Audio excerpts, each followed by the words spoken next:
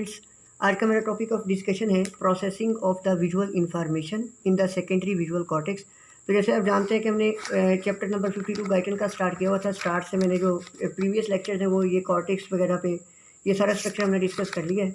तो आज यहाँ से स्टार्ट कर रहा हूँ मैं जो मेजर पाथवे होते हैं analysis of the visual information वो कैसे कैसे होते हैं, मैं आपको ये सारी चीज़ें डिस्कस करते हैं आज। अब प्रोसेसिंग पढ़ने से पहले आपको एक बात का पता होना चाहिए कि हम बार बार टर्म यूज़ करेंगे विजुअल सीन। विजुअल सीन का मतलब होता है कि हमारे इर्द गिर्द का इन्वायरमेंट या जिसमें डिफरेंट सब्जेक्ट्स डिफरेंट तरह की चीज़ें जो है ऑर्गेनाइज फॉर्म में पड़ी हुई हैं हमारी इर्द गिर्द, इसको कहते हैं विजुअल सीन। तो अब जब विजुअल सीन में किसी ऑब्जेक्ट को देखते हैं तो हम कौन कौन से फीचर होते हैं हमारी विजन के, क्या हम देखते हैं कि हमारे इर्द गिर्द जो ऑब्जेक्ट पड़ा हुआ है इसकी फ़िज़िकल नेचर क्या है, टेक्सचर क्या है, इसका कलर क्या है, उसके अलावा इसके बाकी फ़ीचर्स डिफरेंट हैं जो कि इसकी स्टेट क्या है, ये स्टैटिक है या मूव कर रहा है, इसकी फ़िज़िकल फॉर्म क्या है, ये सारे आ जाती हैं। अब ये जितनी विजन के फीचर जितने मैंने अभी आपको बताएं ये सारे पॉसिबल उसी वक्त हैं कि जो विजुअल सिग्नल जो है प्राइमरी विजुअल कॉर्टेक्स में आए। जब ये सिग्नल सेकेंडरी विजुअल कॉर्टेक्स में पहुंचते हैं उसकी प्रोसेसिंग होती है तो ये सारे फीचर जो हमें देखने को मिलते हैं। तो अब मैं आपको ये बताता हूँ कि ये जो अभी तक हमने जितने पाथवे डिस्कस किए थे, मैंने विजुअल पाथवे आपको बताया रेटिना के से स्टार्ट करके एंड तक, तो उसमें देखा था कि जितनी विजुअल इन्फॉर्मेशन है वो सारी प्राइमरी विजुअल कॉर्टेक्स तक आती है। तो अब हमने ये देखना है कि प्राइमरी विजुअल कॉर्टेक्स से सेकेंडरी विजुअल कॉर्टेक्स में प्रोसेसिंग कैसे होती है और वो क्या क्या इन्फॉर्मेशन प्रोवाइड करती है।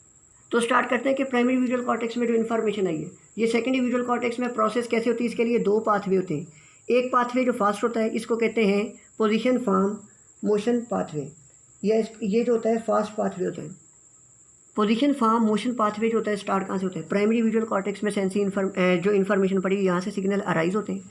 और मैंने ये जो फाइबर ये दो आपको ब्लू कलर के दिखाए हुए हैं ये इस पाथवे को कंस्टिट्यूट करने वाले फाइबर थे जो कि प्राइमरी विजुअल कॉर्टेक्स से अराइज हुए।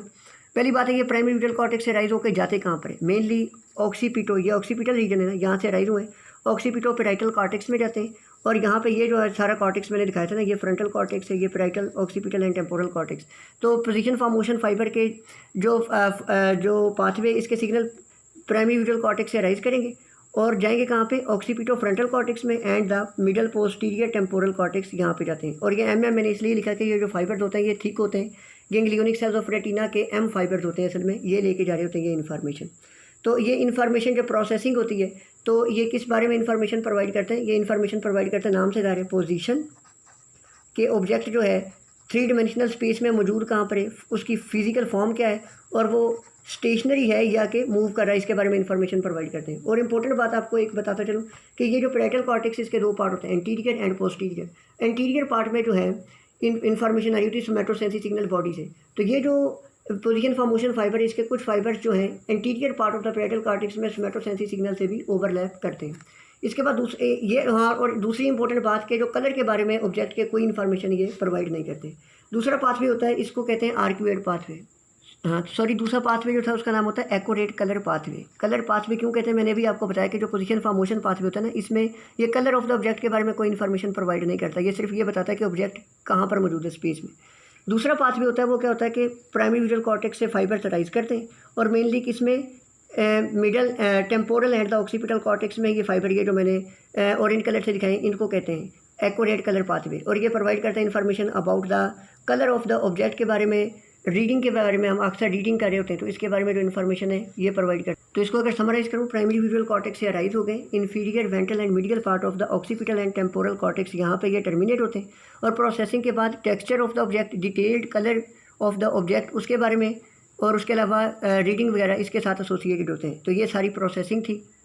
अब हम डिस्कस करते हैं कि ये जो न्यूरोनल पैटर्न होते हैं कि जब एक विजुअल सीन के अंदर हम डिफरेंट ऑब्जेक्ट्स को देख रहे होते हैं, इसकी वजह से हमारे कॉर्टेक्स के न्यूरॉन्स की स्टिमुलेशन का पैटर्न क्या होता है मैं आपको वो बताता हूँ। अब विजुअल सीन में जब भी हम किसी चीज़ को ऑब्जेक्ट को देख रहे हैं तो सारी बात उससे सिग्नल हमारी आइज़ में जा रहे हैं और अल्टीमेटली कॉर्टेक्स में पहुँचे तो कॉर्टेक्स के न्यूरॉन्स की स्टिमुलेशन तो होगी। लेकिन हमने ये देखना है कि हम तो विजुअल सीन में इतनी सारी डिफरेंट ऑब्जेक्ट्स को देख रहे होते हैं, लाइट ऑब्जेक्ट्स को, डार्क ऑब्जेक्ट्स को देख रहे होते हैं, उसके अलावा लाइंस है हॉरिजॉन्टल वर्टिकल लाइंस, लेकिन इनकी वजह से जो कॉर्टिकल के न्यूरॉन की स्टिमुलेशन का पैटर्न क्या होता है वो देखना है। तो पहली बात देखें कि अगर हम हमारे विजुअल सीन में किसी जगह पे कंट्रास्ट मौजूद नहीं ना है तो हमारे न्यूरॉन्स की स्टिमुलेशन कॉर्टेक्स की बहुत कम होगी।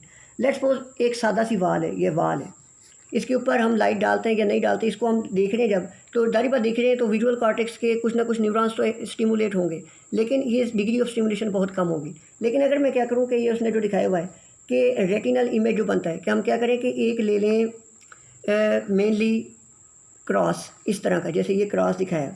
अब क्रॉस को मैं लटका दूँ दीवार के ऊपर, तो अब क्या होगा कि अब क्योंकि कंट्रास्ट आ गया, क्यों कंट्रास्ट आ गया कि बाउंड्री बन गई है, ये सारी वाल है और ये रीजन जो है क्रॉस को वाल से सेपरेट कर रहा है। तो अब जो देखा गया है कि ये जो क्रॉस है ये इसका सारा सेंट्रल रीजन है। रेटिना पे इसका इमेज तो इस तरीके से बनेगा ये क्रॉस का, लेकिन जो स्टिमुलेशन मैक्सिमम कहाँ पे होती है, इसके बॉर्डर के गिर्द, क्योंकि बॉर्डर है क्रॉस को वाल से सेपरेट कर रहे हैं, यहाँ पे कंट्रास्ट मौजूद है। इसी वजह से कॉर्टेक्स में देखा गया स्टिमुलेशन कहाँ पे होती है, mainly border area of the cross यहाँ पे होती है। तो इसका मतलब क्या है कि जब विजुअल सीन में कंट्रास्ट आएगा तो degree of the stimulation of the cortex जो है वो बहुत ज़्यादा बढ़ जाएगी। क्योंकि जब भी ऑब्जेक्ट देखते हैं, जैसे लेट्स सपोज ये हमारे पास है क्रॉस, इसका हर पार्ट जाके कॉर्टेक्स के करस्पॉन्डिंग एरिया को स्टिमुलेट करता है, इसको कहते हैं स्पेशल एक्साइटेशन।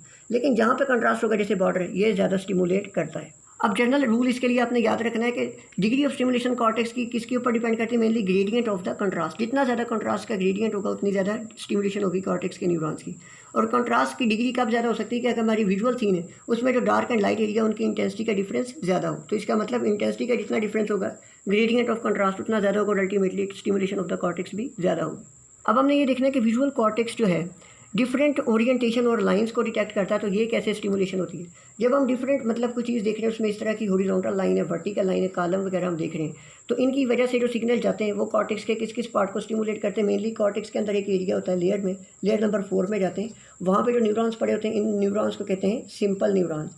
तो ये जो लाइन्स हैं वर्टिकल लाइंस कॉलम वगैरह ये किसको मेनली स्टिमुलेट करती हैं, सिंपल न्यूरॉन्स को स्टिमुलेट करते हैं।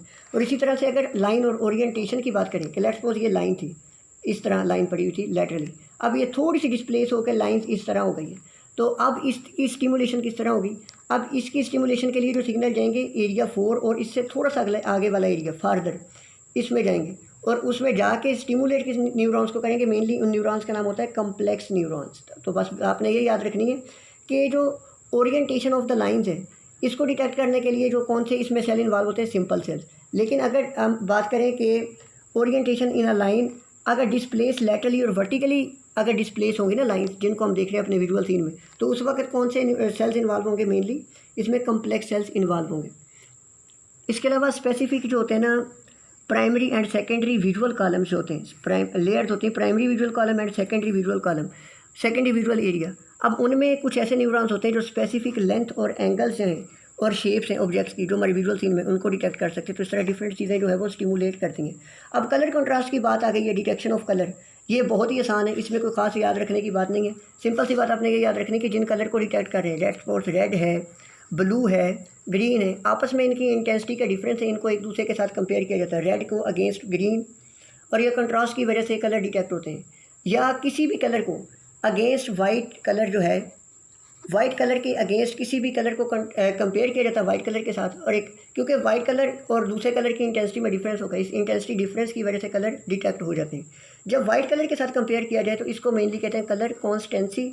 और इसमें जो सेल्स इन्वॉल्व होते हैं इसमें 3 तरह के, सिंपल, कम्प्लेक्स और हाइपर कम्प्लेक्स सेल्स, जबकि मैंने आगे बताया था सिंपल और कम्प्लेक्स सेल्स के फंक्शंस आगे भी आपको बताए थे। डिस्कस कर लेते हैं विजुअल फील्ड हमारा क्या होता है। लेट्स सपोज ये हमारी 2 आईज़ हैं, नोज़ ने इन दोनों को सेपरेट किया हुआ है। तो अब आई जो है, एक आई इर्द गिर्द अपने सारा जो ये जो है एरिया है, इसमें गिवन इंस्टेंट पे जो जो चीज़ें देख रही हैं उसको इस आई का क्या कहते हैं, इस आई का विजुअल फील्ड कहते हैं। और इस विजुअल फील्ड अब ऐसे भी हो सकता है कि ये आई ऐसे ऑब्जेक्ट्स को देख रही है जो नोज़ के करीब मौजूद है, और ऐसे भी हो सकता है कि आई ऐसे ऑब्जेक्ट्स को देख रही है जो किस में मौजूद है, इन द टेम्पल्स, यहाँ पे क्योंकि टेम्पल होगा तो इस रीजन में मौजूद है। तो इसलिए विजुअल फील्ड के 2 पार्ट होते हैं, nasal part of the visual field and the temporal part of the visual field.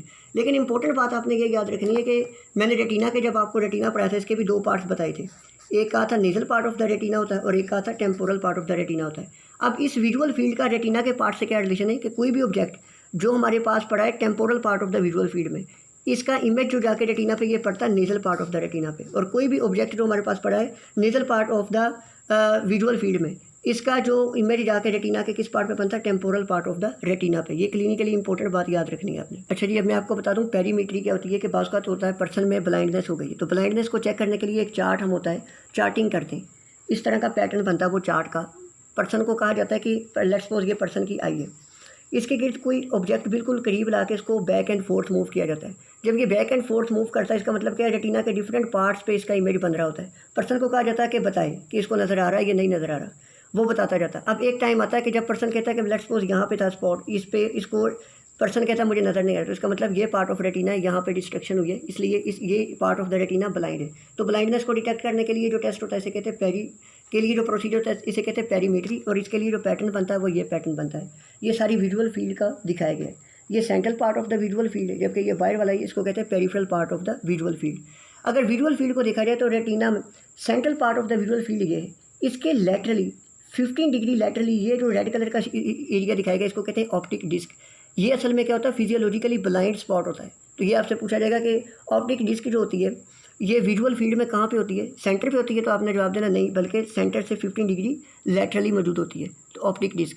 तो पेरीमेट्री का फ़ायदा क्या होता है, ये मेनली, अब ये तो फिजियोलॉजिकल ब्लाइंड स्पॉट है। कभी कभी ऐसे होता है कि रेटिना जो है हमारा इसमें डिस्ट्रक्शन हो गई है, कोई और भी ब्लाइंड स्पॉट बन सकते हैं। अब यहाँ पे ये ब्लाइंड स्पॉट क्यों होता है, क्योंकि यहाँ पे रॉड्स एंड कोन सेल्स नहीं होते, इसलिए ऑप्टिक डिस्क एक फिजियोलॉजिकली ब्लाइंड स्पॉट है।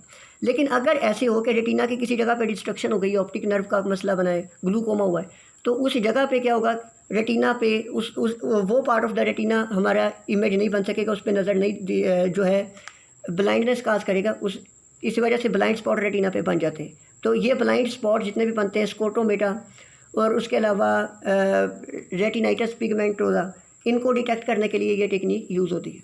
ये अब हम जितना अभी तक डिस्कस किया हमने, विजुअल पाथवेज रेटिना से स्टार्ट होकर जो जाते हैं उन सब के लीजन्स देखते हैं और फिर देखते हैं कि इनका इफेक्ट क्या होता है।